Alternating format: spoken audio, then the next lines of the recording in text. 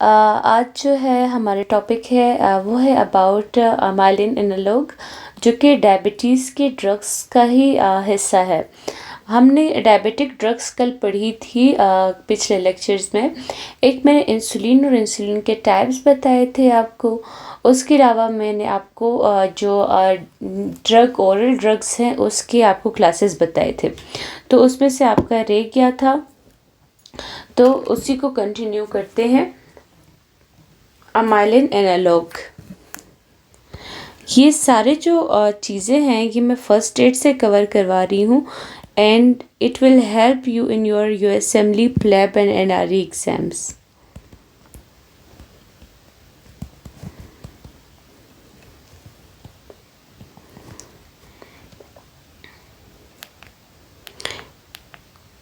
इसमें जो ड्रग का नाम है वो क्या है? प्रेमलिनिटाइड, ठीक है, प्रेमलिनिटाइड। ये क्या करती है? ग्लूकागोन को आपकी बॉडी में कम करती है। इसके अलावा गैस्ट्रिक एम्पिटिंग को क्या कर देगा? कम कर देगा। इसके अलावा ये क्या करता है? आपको मैंने बताया कि आपको जो ग्लूकोज क्या कहते हैं, जिनकी डायबिटीज़ में शुगर लेवल ज़्यादा होना, हाइपरग्लाइसीमिया होना, तो ये उसको कम करता है ना, इसीलिए इसको यूज़ किया जाता है। ये हाइपोग्लाइसीमिया करवाता है, तो इसका साइड इफ़ेक्ट भी क्या आएगा? हाइपोग्लाइसीमिया आएगा, क्योंकि बाज़ औक़ात ये इतना कम कर देता है कि बहुत कम हो जाएगा। तो hypoglycaemia is the side effect, ठीक है।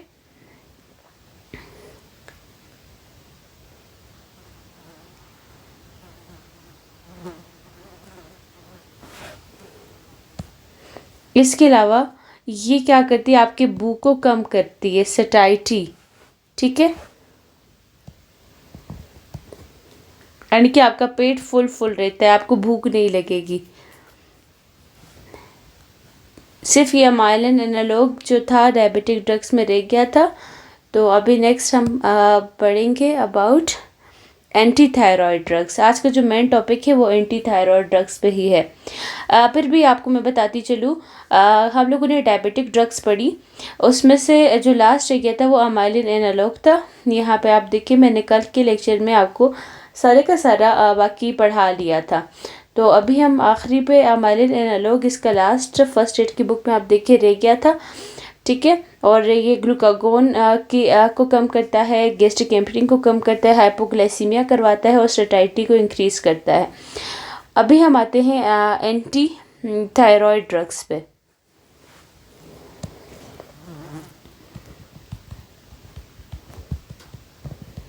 एंटी थायराइड ड्रग्स, ठीक है।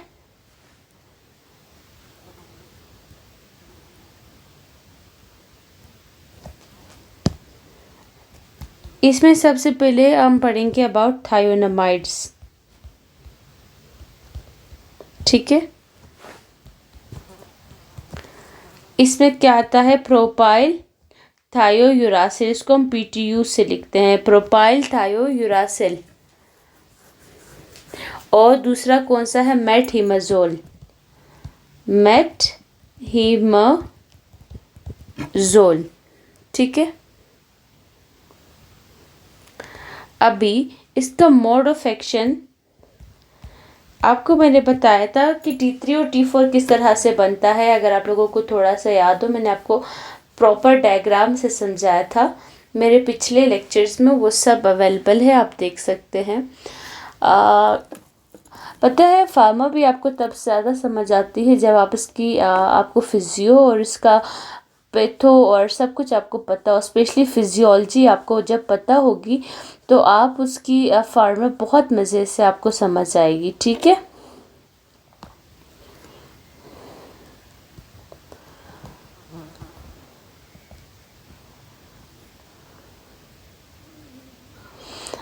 अभी हमने एक चीज़ पढ़ी थी कि जो जब T3 T4 बनता है, मैंने आपको बताया था कि एक ऐसा एंजाइम है जो कि ऑर्गेनिफिकेशन, कपलिंग वगैरह करवाती है, तो उसका नाम क्या था अगर किसी को याद हो?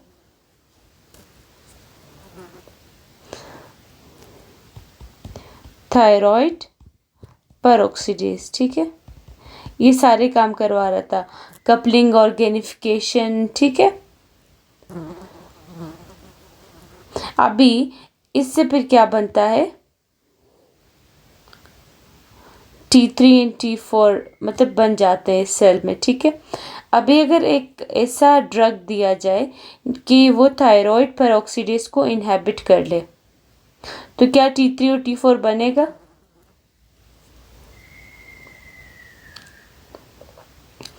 इससे कौन से ड्रग है जो थायराइड पेरोक्सीडेज को ब्लॉक करती है? एक के प्रोपाइल थायोयुरासिल और मेटहिमाजोल। ये क्या करती है? ब्लॉक करती है। ठीक है, इसने इसको भी ब्लॉक किया, इसको भी ब्लॉक किया।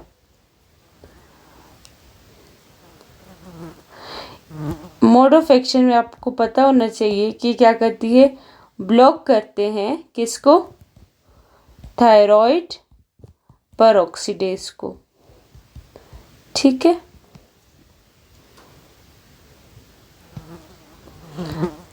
इसके अलावा ऑर्गेनिफिकेशन को भी ब्लॉक करेगा।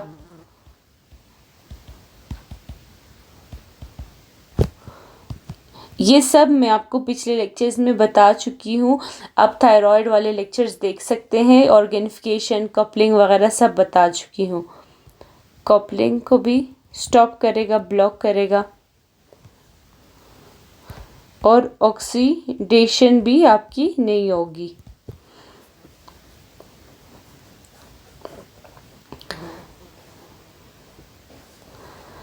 अभी मैंने आपको बताया था T4 क्या है? एक स्टोरेज हार्मोन है, और T3 क्या है? एक एक्टिव हार्मोन है। तो T4 T3 में कन्वर्ट होता है। तो ये कौन करवाता है ये कारनामा? 5D आयोडीनेज। 5D आयोडीनेज। अभी अगर कोई ऐसा वो कर लिया जाए कि ये इसको ब्लॉक कर लिया जाए, ठीक है, तो क्या T3 बनेगा? ऑब्वियसली नहीं बनेगा। ठीक है, तो इसमें क्या देंगे? Propylthiouracil steroids.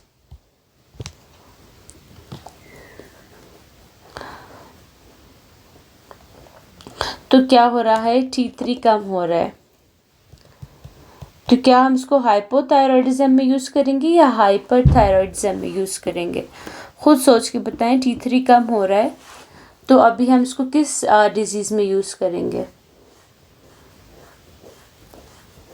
सही, ऑब्वियस सी बात है, हम इसको हाइपरथायरॉयडिज्म में यूज़ करेंगे। ठीक है,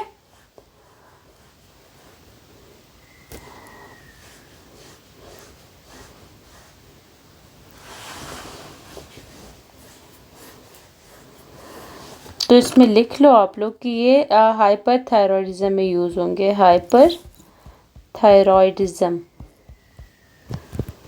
ठीक है,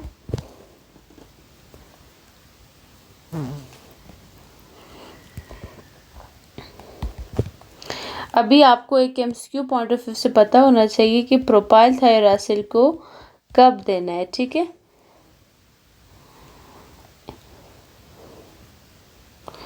अब आपको उसको प्रेगनेंसी के फर्स्ट ट्राइमेस्टर में देना है, फर्स्ट ट्राइमेस्टर में। ठीक है,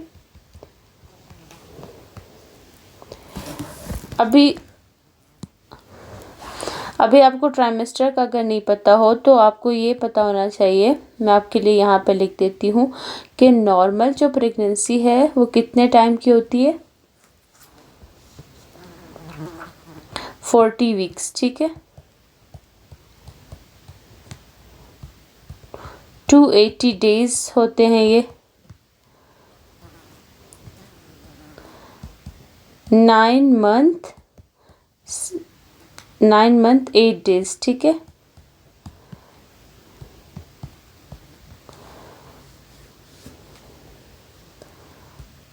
और कितने मंथ्स की होती हैं? 10 ल्यूनर मंथ्स, अगर ल्यूनर मंथ्स में हिसाब लेना है, ठीक है। और इसके टोटल कितने ट्राइमेस्टर होते हैं? 3 ट्राइमेस्टर्स होते हैं। फर्स्ट ट्राइमेस्टर में कितना कौन कौन से वीक होगा? 1 to 13 वीक, ठीक है। What is second trimester?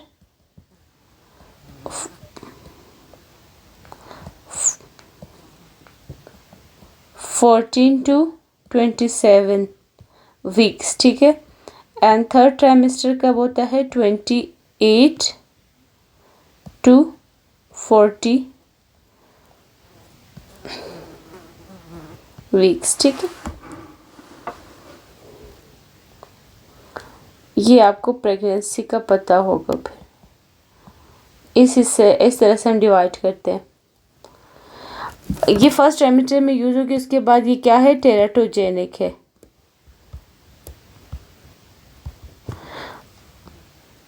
और मेट्रिमोजोल अब कब यूज करते हैं? ये सेकेंड ट्राइमेस्टर और थर्ड ट्राइमेस्टर में आप यूज़ कर सकते हैं। और इसको क्या फर्स्ट ट्राइमेस्टर में आप यूज़ कर सकते हैं, जो प्रोथायोरासिल है।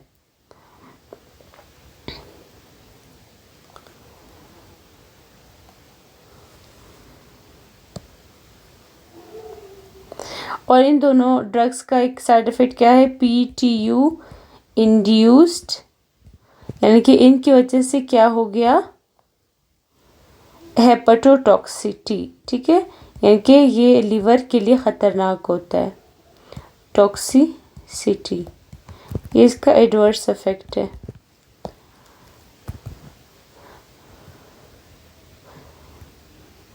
इसके अलावा ए ग्रेनुलोसाइटोसिस करवाता है, बहुत इंपॉर्टेंट साइड इफेक्ट है इसका। ए ग्रेनुलोसाइटोसिस, ठीक है, बहुत इंपॉर्टेंट है। रेशेस मिलेंगे स्किन पे। इसके अलावा ए प्लास्टिक अनीमिया देखने को मिलेगा।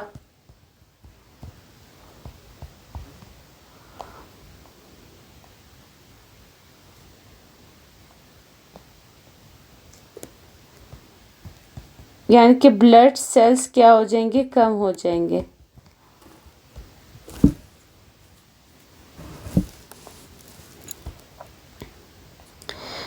अभी अगर आपने मेट्रिमोजोल कब यूज़ किया? फर्स्ट ट्राइमेस्टर में मेट्रिमोजोल ये क्या करवा लेगी? Aplasia Cutis. इसीलिए मैंने कहा कि इसको सेकंड और थर्ड में यूज़ करना है। अभी एप्लेजिया क्यूटिस में क्या होता है? सर की स्किन ही नहीं होगी, स्किन एब्सेंट होगी सर पे, ठीक है।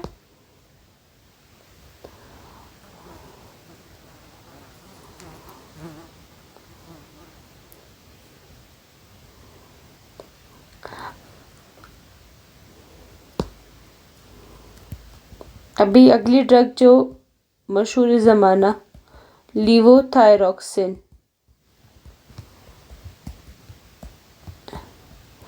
एनालॉग ऑफ, ये बड़ा भाई है किसका? T4 का। एक लीवोथायरॉक्सिन है और एक आपको पता है लियोथायरॉक्सिन है। जो लियोथायरॉक्सिन है वो फिर किसका बड़ा भाई है? वो फिर T3 का बड़ा भाई है। और ये जो है T4 का है, सही है। अभी किसकी हाफ लाइफ ज़्यादा होती है, T4 की या T3 की? T4 की हाफ लाइफ ज़्यादा होगी तो इसकी भी क्या होगी? ये लॉन्गर हाफ लाइफ है, ठीक है।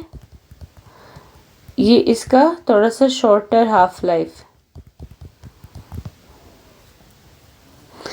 अभी किसी की बॉडी में T3 और T4 कम है, उसको क्या कहते हैं? हाइपोथायरॉयडिज्म। अभी जिसमें T3 T4 कम है उसमें आप क्या लगाते हो? लीवोथायरॉक्सिन। हाइपोथायरॉयडिज्म जिसको होगा।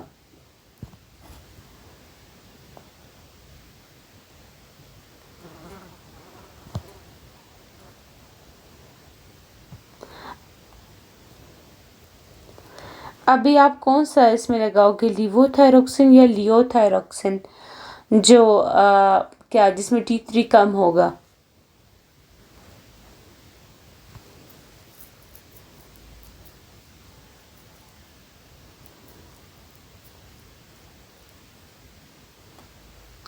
अभी जिसकी हाइपोथायरॉयडिज्म होगा, ठीक है, आप कौन सी ड्रग लगाना पसंद करोगे, जिसकी हाफ लाइफ ज़्यादा है या जिसकी हाफ लाइफ कम है?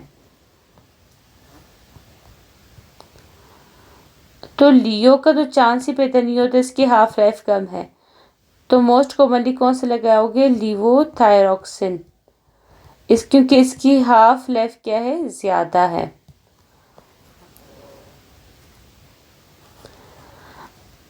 अभी बाज़ औक़ात हमने देखा है कि आयुर्वेदिक ड्रग्स में हकीम क्या देते हैं आप लोगों को वेट लॉस के लिए। आयुर्वेदिक ड्रग्स में वेट लॉस के लिए क्या डालते हैं?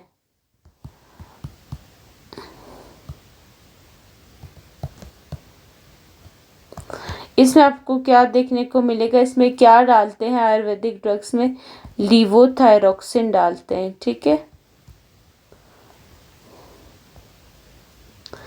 मिस यूज होता है ये, misuse as a weight loss drug, लेकिन ये as a weight loss drug नहीं यूज़ किया जा सकता, क्योंकि इसके बहुत ज़्यादा साइड इफ़ेक्ट्स हैं।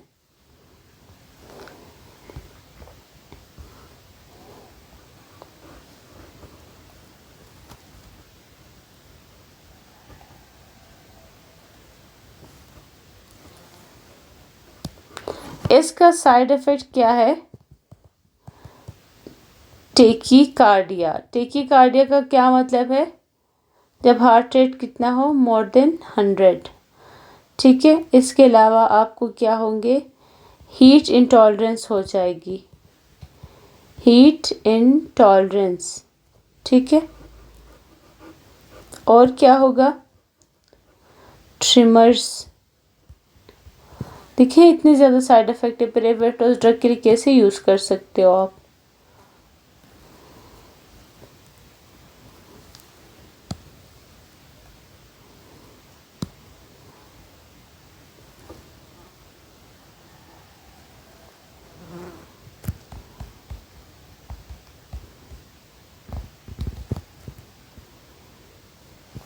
अभी प्रेगनेंसी में भी बाजू का हाइपोथायरॉयडिज्म हो जाती है, क्योंकि प्रेगनेंसी में थायराइड बाइंडिंग ग्लोब्यूलिन्स बहुत ज़्यादा हो जाते हैं। जब वो ज़्यादा हो जाएंगे तो ये बाइंड कर लेते हैं, बाइंड्स T3, तो आपकी बॉडी में फ्री T3 एंड T4 कम हो जाएगा, ठीक है।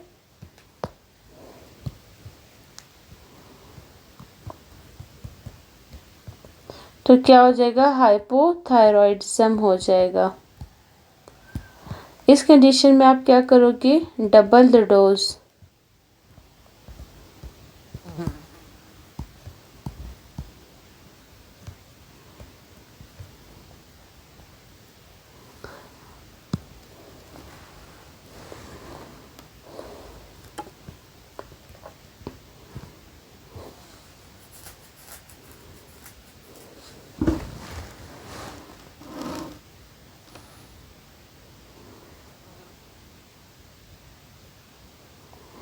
अभी इसके बाद जो मैंने देखा कि अभी हम पढ़ेंगे हाइपोथैलेमिक पिट्यूटरी ड्रग्स, वो मैं आपको डायरेक्टली बुक से पढ़ाऊँगी, ठीक है।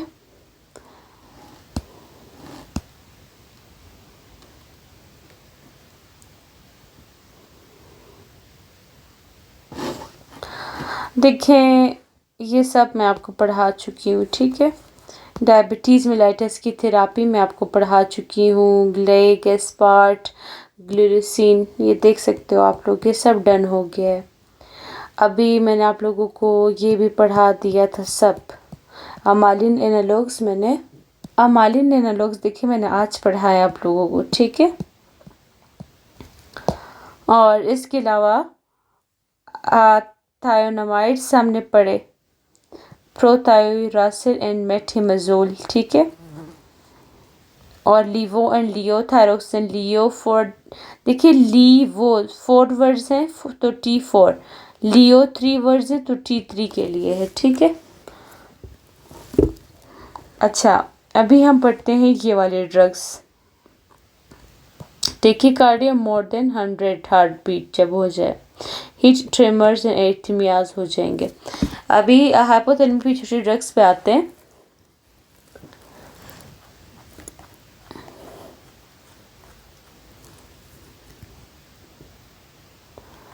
अभी एडीएच का एंटागोनिस्ट इसमें कौन से हैं? सबसे पहले एडीएच को जो ब्लॉक करते हैं, ठीक है, कॉनिवेप्टान, टॉलवेप्टान, ठीक है, ये एडीएच को ब्लॉक करते हैं।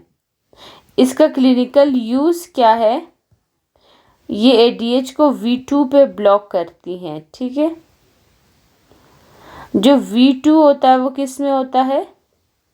किडनी पे होता है ना आपके, V2 किडनी पे होता है ना, इस तरह से है। देखें ये रिसेप्टर्स है ना, एडीएच के रिसेप्टर्स मैंने आपको बताए थे, अगर आप गौर से देखिए V1 जो होता है वो वेसल्स पे होगा, ठीक है, और जो V2 होता है वो किस पे होगा? किडनी पे, ठीक है। और यहाँ पे से क्या करवाता है? वाटर की रीएब्जॉर्प्शन करवाता है, ठीक है, ये वाला। तो ये क्या करता है? V2 को ब्लॉक करता है, तो वाटर की रीएब्जॉर्प्शन नहीं होगी, सही है। तो ये क्या कहता है? SIADH में ये यूज होता है, ठीक है। ये कॉनिवेप्टान, टॉलवेप्टान,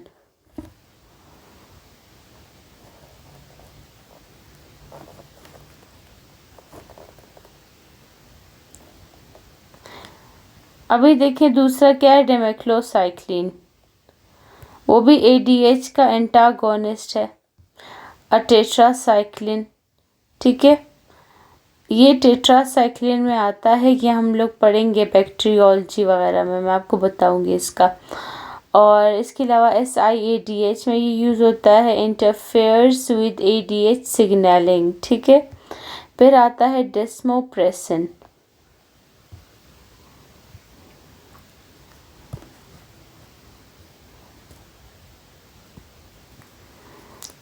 डेस्मोप्रेसिन के वाले से आपको याद रखना है,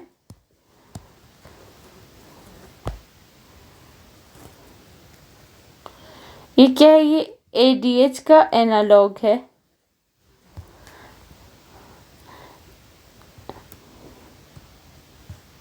एक इसको हम यूज़ कर सकते हैं, ये वहाँ पे यूज़ होगा जहाँ पे ADH नहीं होगा, तो ADH का ऐसा एनालॉग उसका सेम सिस्टर की तरह काम करता है, यही डेस्मोप्रेसिन। तो सेंट्रल डायबिटीज़ इंस्पाइडस में इसको यूज़ करते हैं, वॉन वेलिब्रेन डिजीज़ में यूज़ करते हैं, और स्लीप इन्यूरेसिस में और हीमोफीलिया ए में इसका यूज़ है।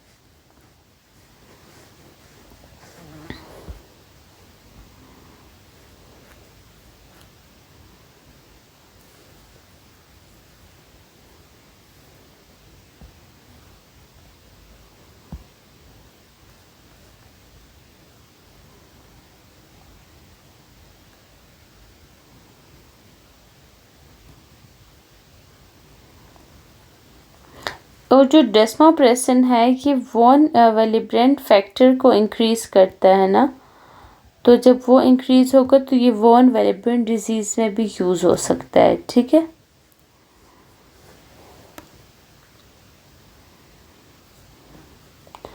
और अगर कोई बच्चा बार बार पेशाब कर देता है बिस्तर में, स्लीप एन्यूरिसिस के लिए भी आप क्या कर सकते हैं? डेस्मोप्रेसिन यूज़ कर सकते हैं।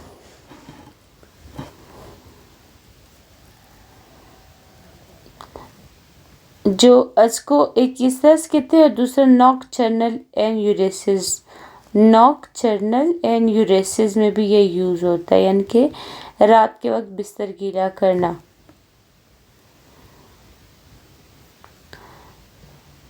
हीमोफीलिया ए में भी यूज़ कर सकते हैं। और इसके अलावा एक यहाँ पे नहीं लिखा कि सेप्टिक शॉक में भी यूज़ कर सकते हैं। सेप्टिक शॉक, ठीक है। ये क्यों नहीं लिखा जा रहा? सेप्टिक शॉक में भी यूज करते हैं इसको, ठीक है।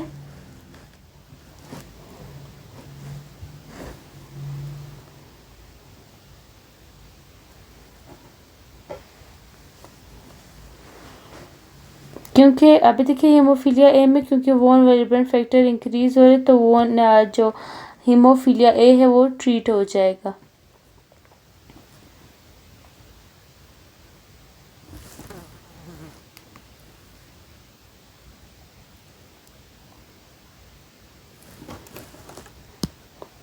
अभी आगे क्या है? ग्रोथ हार्मोन, ठीक है। ग्रोथ हार्मोन की डिफिशिएंसी में इसको यूज कर सकते हैं, टर्नर सिंड्रोम में भी यूज करते हैं, ठीक है। Oxytocin induction of labour stimulates the uterine contraction और control the uterine hemorrhage। और इंजेक्शन ऑफ मिल्क, जो बेंसो में भी इसके टीके लगते हैं, इंजेक्शन ऑफ मिल्क में के लिए भी यूज होता है, ठीक है।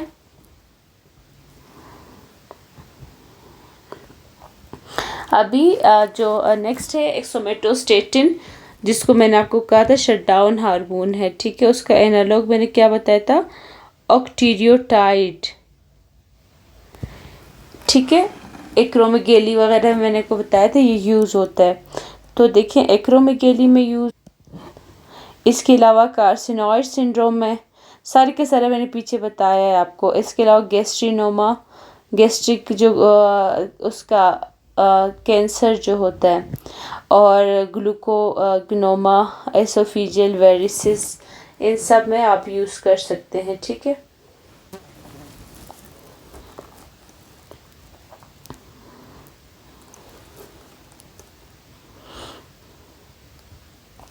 ये क्या कहते हैं? हर चीज़ को ऑक्टीरियोटाइड मैंने कहा शट डाउन हार्मोन है, ठीक है, शट डाउन करता है। तो एक्रोमेगेली में क्या हुआ? ग्रोथ हार्मोन ज़्यादा हुआ तो इसने इसको कम कर दिया। कार्सिनॉइड सिंड्रोम में क्या हुआ? सीरोटोनिन ज़्यादा हुआ, ठीक है, 5-HT, तो इसने उसको भी कम कर दिया, ठीक है।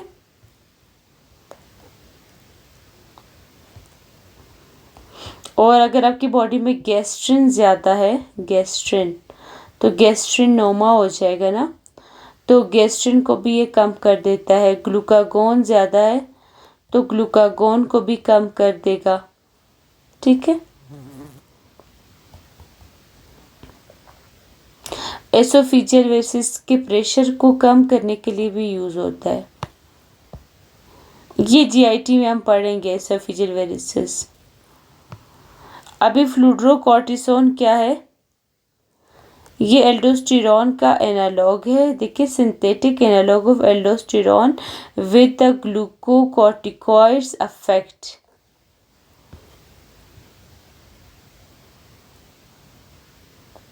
ये क्या करता है? फ्लूइड को रिटेन करता है। तो आप इसको इस तरह से याद देखिए, इन्होंने कहा उसको लिए बोला है आप लोग को याद रखाने के लिए कि फ्लूइड्रोकॉर्टिसोन रिटेन्स द फ्लूइड, ठीक है। और क्लिनिकल यूज़ ये किसमें? प्राइमरी एड्रिनल इनसफिशिएंसी, इसका दूसरा नाम क्या है? इसका दूसरा नाम क्या है? एडिसन डिजीज़ है ना, ये तो ये एडिसन डिजीज़ में यूज़ होता है इन शॉर्ट, ठीक है। इसके अलावा ग्लूकोकॉर्टिकाइड एडिमा इसके साइड इफ़ेक्ट है, और exacerbation of heart failure, hyperpigmentation, ठीक है। अभी इसके बाद आते हैं हम सीना कैल्सिट पे।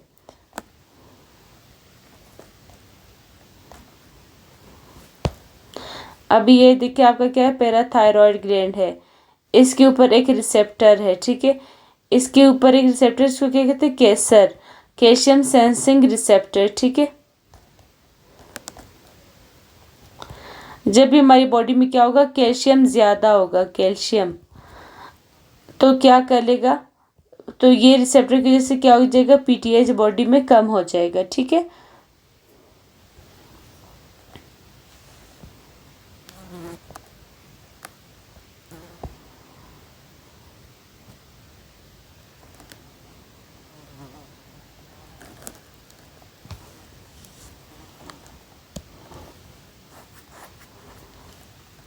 ठीक है। तो जितना कैल्शियम अगर इंक्रीज होगा तो पीटीएच क्या हो जाएगा, कम हो जाएगा। ये बात याद रखना आप लोग। तो ये किस में यूज़ होगा, सेकेंडरी हाइपर पैराथायरॉयडिज्म, जिसमें पैराथायरॉयडिज्म बहुत इंक्रीज होगा, उसमें हम यूज़ करेंगे। ठीक है, और इसके अलावा hyper calcaemia in the hyper parathyroidism में भी यूज़ हो सकता है। इफ़ थायरॉयडक्टोमी फेल्स, ठीक है, उसकी सर्जरी अगर फेल हो गई, और इन द पैराथायरॉयड कार्सिनोमा। ठीक है, और इसका एडवर्स इफेक्ट देखो आप लोग, हाइपोकैल्सीमिया इसका एडवर्स इफेक्ट है।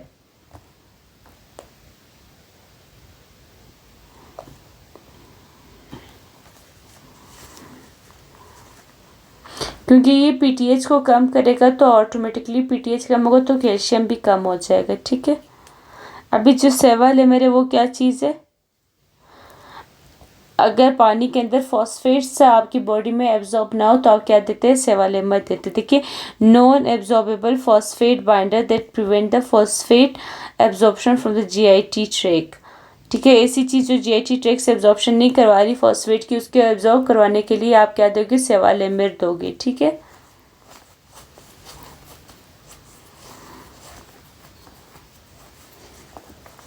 ये जो ड्रग है आपकी जीआईटी में जाती है, फॉस्फेट के साथ बाइंड होती है, लेकिन एब्जॉर्ब नहीं हो पाती। ठीक है,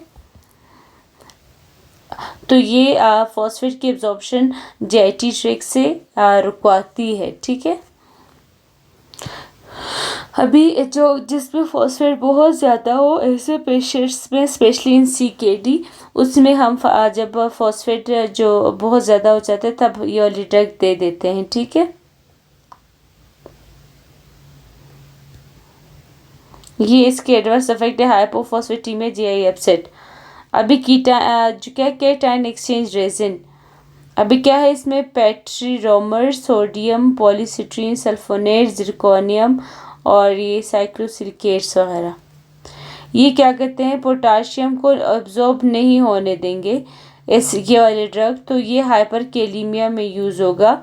और इसके एडवर्स इफेक्ट क्या है, बहुत ज़्यादा हाइपर कैलीमिया को ये कम कर देगा तो हाइपोकैलीमिया हो जाएगा और जीआई अपसेट हो जाएगी। ठीक है, तो देखें हमारा अल्हम्दुलिल्लाह एंडोक्राइन सिस्टम एंड हो गया है, और ये सब हम लोगों ने पढ़ लिया है। इन फर्स्ट स्टेज से हम लोगों ने पढ़ा एंडोक्राइन सिस्टम के बारे में, इसका सारा हम लोग ख़त्म कर चुके हैं। किसी को अभी भी कोई मसला हो मुझे बता सकते हैं। सो गाइज़, मेरे चैनल को कीजिए फॉलो, सब्सक्राइब, और मुझे कमेंट करिए जहाँ पे भी इशू हो, और मुझे अपनी दुआओं में याद रखिए। अल्लाह हाफिज़।